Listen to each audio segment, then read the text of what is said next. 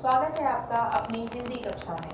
बच्चों, आज हम एक नया अध्याय पढ़ेंगे और उस पर चर्चा करेंगे। यह अध्याय है नार्वे से पत्र। इसमें एक पिता के द्वारा लिखा गया एक पत्र है कि जब वो नार्वे गए तो उन्होंने वहाँ का जो वातावरण देखा, वहाँ का जो माहौल देखा, उसके बारे में कहते हैं कि जो नार्वे है वो यूरोप के उत्तरी छोर पर स्थित एक छोटा सा बर्फ से ढका हुआ द्वीप है और बर्फ के कारण वहाँ पर हमेशा ठंड रहती है।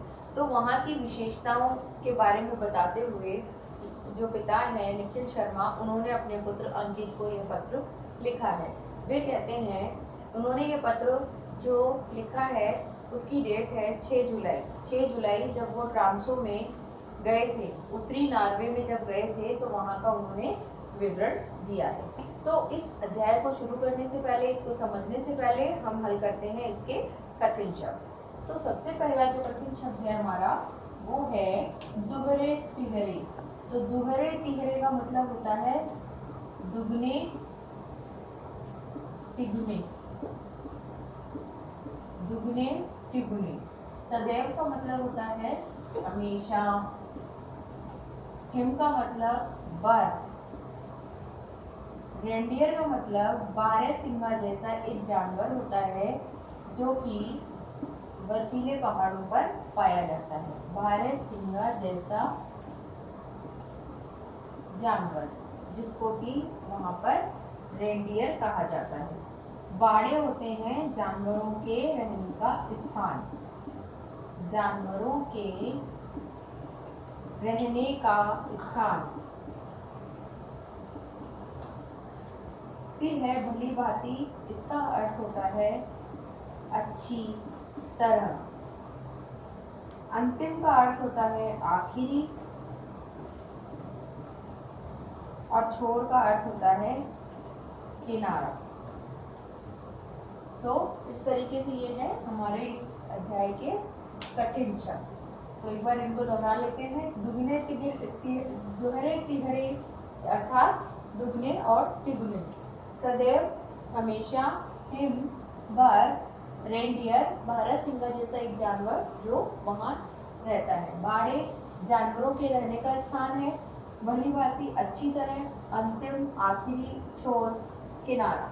तो इन शब्दों के अर्थ जानने के बाद अब हम चर्चा करते हैं इस पत्र की। इस पत्र में जो पिता है वो अपने पुत्र से कह रहे हैं कि आज वो परसों, मतलब जब वो नार्वे के लिए निकले उसके बाद उन्होंने अपने पुत्र को पत्र लिखा है कि वो जब परसों यानी जिस दिन घर से निकले, तो परसों किसको कहते हैं बच्चों? जो एक दिन के बाद तीसरा दिन जो पड़ता है उसको परसों कहा जाता है।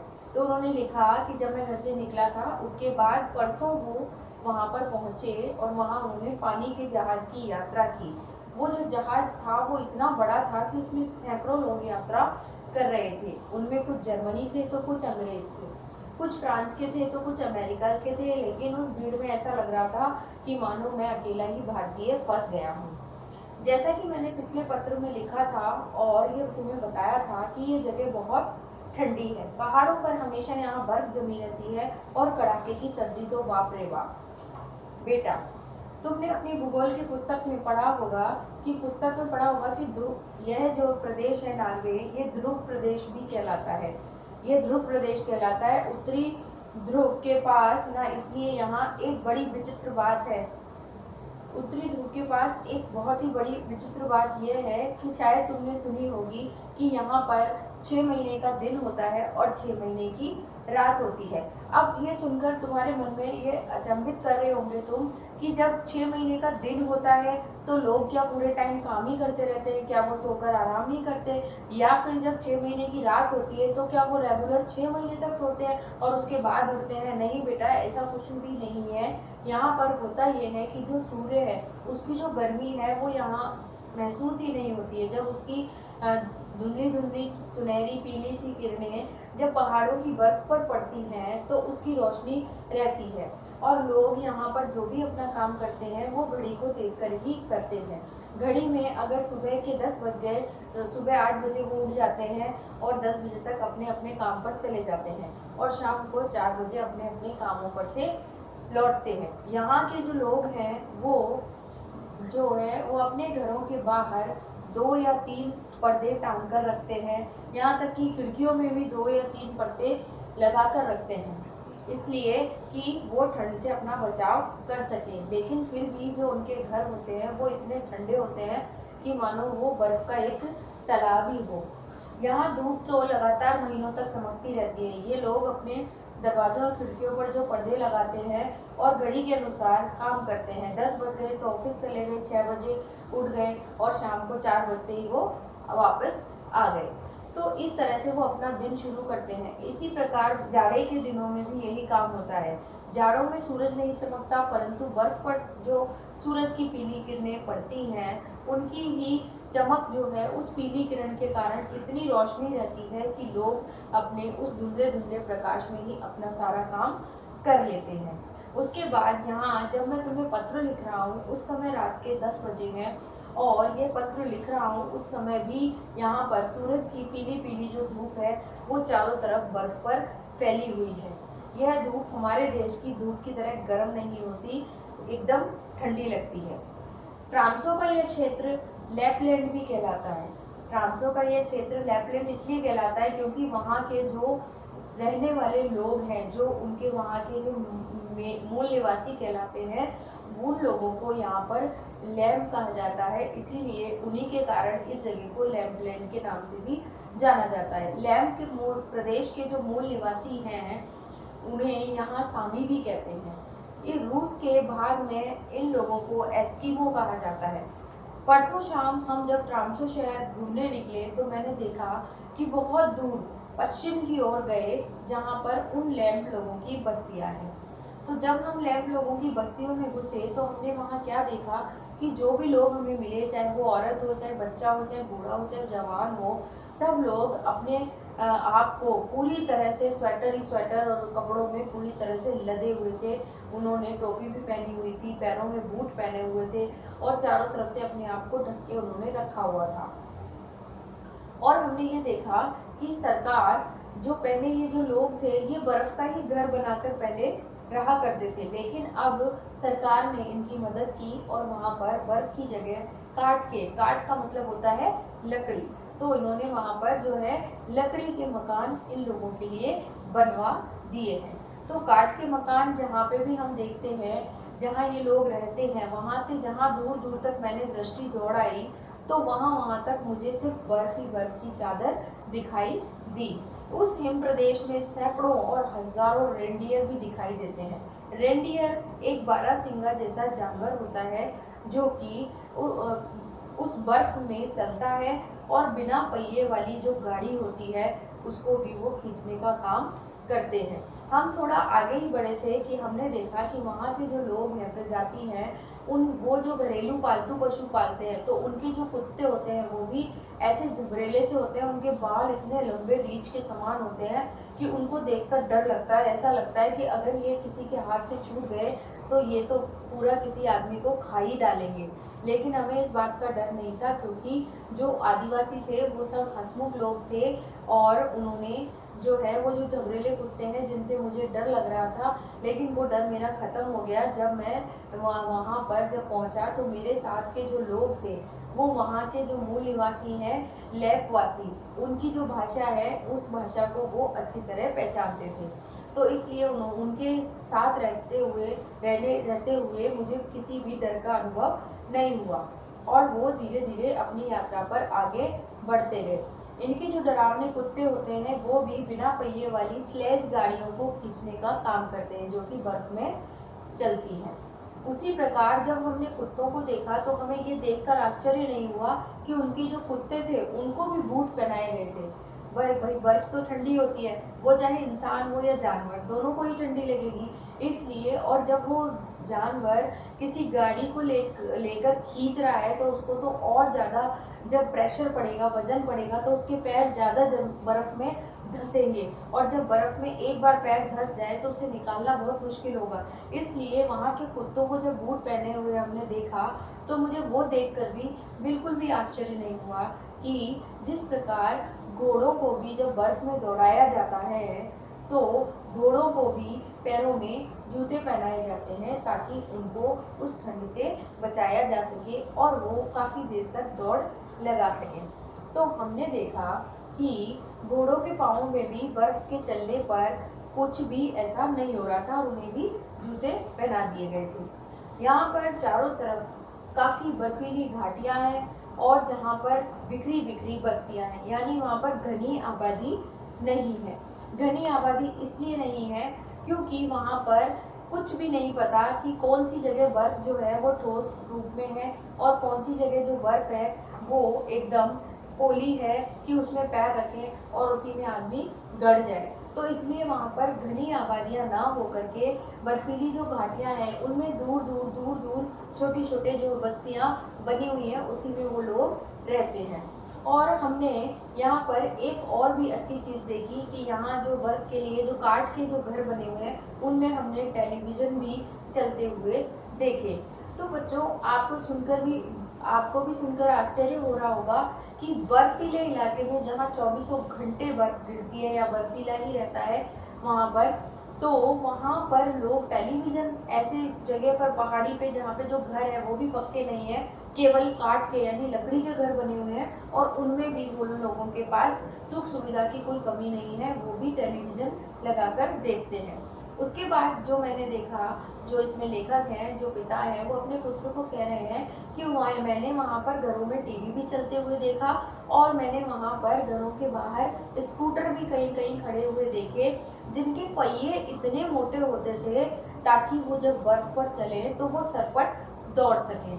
तो मैंने ऐसे स्कूटर देखे और मैंने ये भी देखा कि वो जो कुत्तों के स्थान पर कभी कभी वो जो स्लेज गाड़ियाँ होती हैं बिना पहिए की, जिनके नीचे सिर्फ स्लेज यानी बिल्कुल लकड़ी का सीधे दो टुकड़े होते हैं और उनके ऊपर जो गाड़ी बनी होती है, लॉरी बनी होती है, उसमें वहाँ के जो लोग हैं, लैंप के जो वासी हैं, वो अपना सामान जब लेने जाते हैं तो उस स्कूटर में ही उस लैंप वो जो स्लेज गाड़ी है उसको बांध देते हैं और फिर एक व्यक्ति उस स्कूटर को चलाता है और उसके पीछे पीछे वो स्लेज गाड़ियाँ खींचती है। यानी कुत्तों का जो काम है, जो कुत्ते स्लेज गाड़ियाँ खींचते हैं, तो वो काम वहाँ पर स्कूटर के द्वारा भी किया जाता है। लेकिन हर जगह हर तरीके के लोग होते हैं, तो ज़रूरी नहीं कि वहाँ पर सभी के पास स्कूटर है। इसलिए जो स्कूटर का जो भार है वो नहीं उठा सकते, उसका खर्चा नहीं उठा सकते, तो उन लोगों ने वो झबरेले कुत्ते पाल रखे हैं जो उनके सामान लाने और ले जाने का काम करते हैं। और वो कुत्ते जो होते हैं वो इतने होशियार होते हैं कि अगर उनको सामान की एक रसीद बना कर दे दी जाए या बिल बना कर दे दिया जाए तो वो जाकर के और दुकान जाकर के जहाँ भी वो सामान मिलता है वहाँ से वो सामान ला करके अपने मालिक को दे देते हैं। तो वहाँ के जो कुत्ते होते हैं वो भी इतने समझदार होते हैं।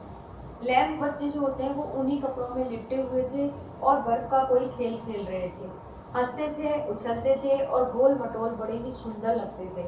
तो वहाँ के जो बच्चे हैं वो इतने सुंदर लग रहे थे कि उनको देखकर मुझे लगा कि काश तुम भी मेरे साथ होते तो तुम भी उन बच्चों के साथ खेलकर बहुत खुश होते और तुम्हें यहाँ पर उनके साथ खेलने में बहुत मज़ा आता।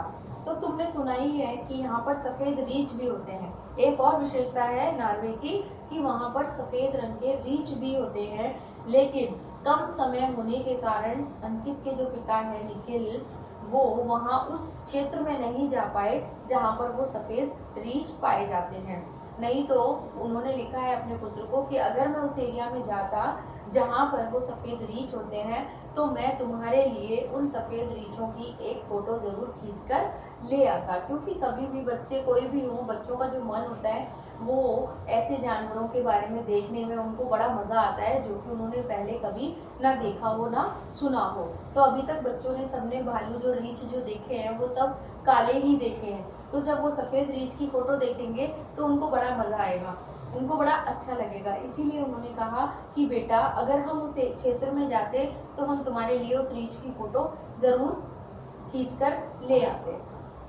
अब जो पिता हैं वो कहते हैं कि बेटा हम जो तुम्हें ये पत्र लिख रहे हैं, इस समय यहाँ इतनी भयंकर सर्दी है कि पत्र लिखते लिखते उनकी उंगलियाँ जो है वो जाम होने लगी थी। उन्होंने बहुत गर्म कपड़े पहने हुए हैं लेकिन फिर भी उन्हें ऐसा लग रहा था कि मानो वो अभी अभी किसी ठंडे पानी के बर्फ़ के तालाब में से नहाकर बाहर आए हों। तो उन्होंने कहा कि कल सुबह मैं एक नई जगह जाऊंगा और उस जगह का नाम उन्होंने बताया फिनमार्क। उन्होंने कहा कि मैं कल फिनमार्क जाऊंगा, जो कि नॉर्वे के उत्तरी छोर के अंतिम छोर पर है। नॉर्वे के जो ध्रुव प्रदेश है उसके अंतिम छोर पर है। फिर वहाँ के बारे में भी मैं तुम्हें लिखूंगा, और मैं चाहता हूँ कि बड़े होकर तुम्हें भी यहाँ आना है, और जो आज मैं देख रहा हूँ, जो मैं अनुभव कर रहा हूँ, वो सारी चीज़ें भी तुम्हें अपनी आंखों से देखनी है। और ये बात लिखते हुए उन्होंने अपना पत्र समाप्त कर दिया। तो बच्चों, हमने नॉर्वे के बारे में जो ये पत्र पढ़ा है, इसमें हमने नॉर्वे के बारे में जो जो विशेष बातें देखी हैं, हम उन विशेष बातों को एक बार फिर से दोहराएंगे। तो हम लिखते हैं नॉर्वे की विशेषता, कि हमने वहाँ पर कौन कौन सी विशेषता देखी है इस पत्र के माध्यम से। तो बच्चों, इस पत्र को लिखने का माध्यम क्या है? क्या आप ये जान पाए कि एक पिता ने ये जो पत्र लिखा है अपने पुत्र को, ये क्यों लिखा है? तो उनको लिखने का मतलब ये है कि इस पत्र के माध्यम से वो अपने बच्चे को ये समझाना चाहते हैं कि ध्रुवीय प्रदेशों की जलवायु, कि जो ध्रुवीय प्रदेश होते हैं, जो उनकी जो जलवायु होती है, उससे मानव जीवन पर क्या क्या प्रभाव पड़ते हैं। तो उन्होंने अपनी उस यात्रा का पूरा वृत्तांत अपने पुत्र को बताया कि उन्होंने वहाँ पर क्या क्या अनोखी चीज़ें देखी। तो सबसे पहले तो जो विशेष बात है नॉर्वे की, वो हमने इसमें देखी। विशेष बात, 6 महीने का दिन और 6 महीने की रात, ये हमने वहाँ पर एक विशेष बात देखी कि नॉर्वे में जो 6 महीने का दिन होता है और 6 महीने की रात होती है। परंतु दूसरी बात, वहाँ के लोग घड़ी देखकर अपना काम करते रहते हैं। घड़ी देखकर अपना काम करते रहते हैं, ठीक है। और तीसरी बात हमने क्या देखी कि वहां पर जो है रेंडियर पाए जाते हैं। रेंडियर पाले जाते हैं, जो कि स्लेज गाड़ियां खींचते हैं। स्लेज गाड़ियां खींचते हैं। इसके बाद चौथी हमने विशेष बात क्या देखी वहां पर, कि वहां के जो मूल निवासी हैं, उनको लैप कहा जाता है। उसी वजह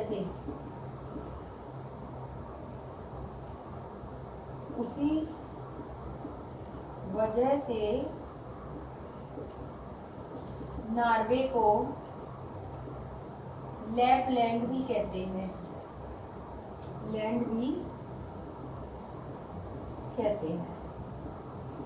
फिर लैंपवासी यानी नॉर्वे के जो मूल निवासी हैं, वो पालतू पशु के रूप में झबरीले कुत्ते पालते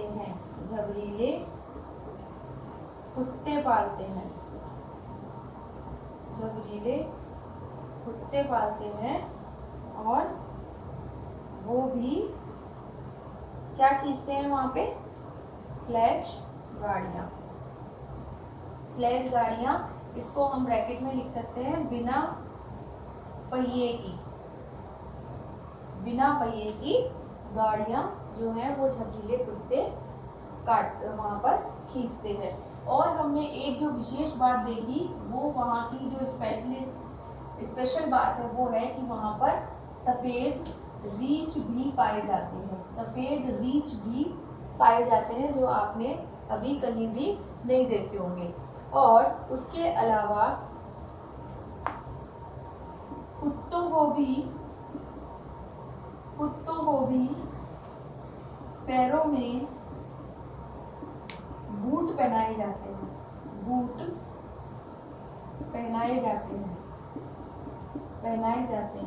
एक ये बात देखी हमने। एक और विशेष बात क्या देखी कि वहाँ के जो वासी हैं वो काठ के मकानों में रहते हैं।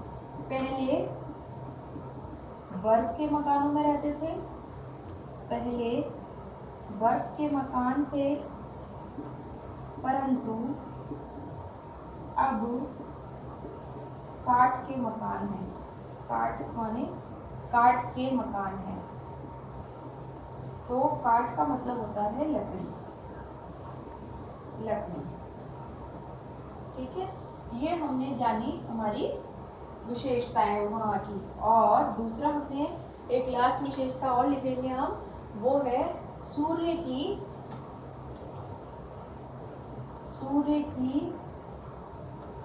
धूप भी गर्म नहीं होती।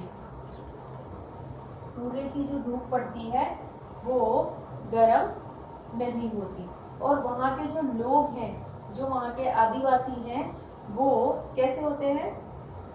वो हमेशा, सबसे स्पेशल बात, आदिवासी यानी वहाँ के मूल निवासी जो आदिवासी हैं, हमेशा रंग बिरंगे कपड़े पहनते हैं, मानो किसी मेले में जा रहे हो, और लास्ट एक और लिख लेते हैं कि जो वहाँ के मूल निवासी हैं या आदिवासी हैं, वे बहुत हंसमुख होते हैं। तो इस तरीके से ये जो सारी विशेषताएं हैं, वो एक पिता ने अपने पुत्र को अपने पत्र के माध्यम से कहाँ से लिखी है? नॉर्वे। नॉर्वे जो है वो यूरोपीय ध्रुव पर एक छोटा सा क्या है?